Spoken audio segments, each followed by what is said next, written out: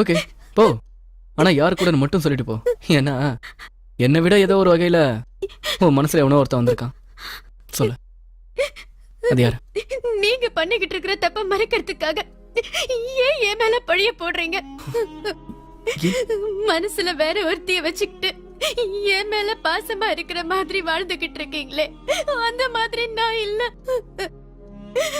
உங்களை நான் உண்மையா காதலிச்சு பெத்தவங்க சம்மதிக்கலன்னாலும் உங்களதான் கல்யாணம் பண்ணிப்பேன்னு பிடிவாதமா இருந்து உங்களையே கல்யாணம் பண்ணிக்கிட்ட. அதுக்கு நல்ல பரிசு கொடுத்துட்டீங்க.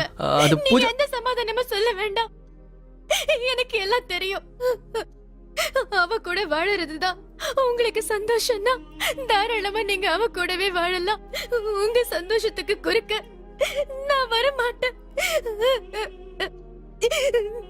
நான் எங்க அம்மா வீட்டுக்கு போறேன். நீங்க வேணா எவ்வளவு நாள் என்கிட்ட அன்பா இருக்கிற மாதிரி நடிச்சிருக்கலாம்.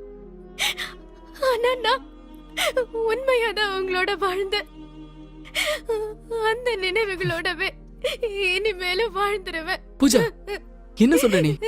நீங்க என்ன நினைச்சு என்கிட்ட போன்ல அவ எல்லாத்தையும் சொல்லிட்டா. யார் அவ? என்ன சொன்னா? அவ சொன்னா இன்னைக்கு நைட்டுக்குள்ள உன் பொண்டாட்டிய கொன்னுடு. அடுத்த தடவை போன் பண்ணும்போது அவ செத்துட்டாங்கிற நியூஸ் தான் கேட்கணும்னு சொன்னா. என்ன பூஜா சொல்ற?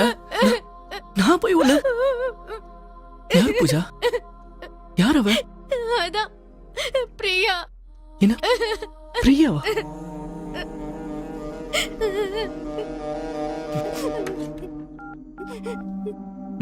படிச்சு பாரு.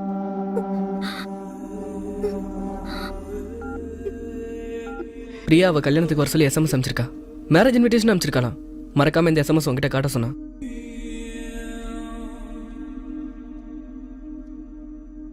ஏதாவது குறி இருந்துச்சா? அதை எடு.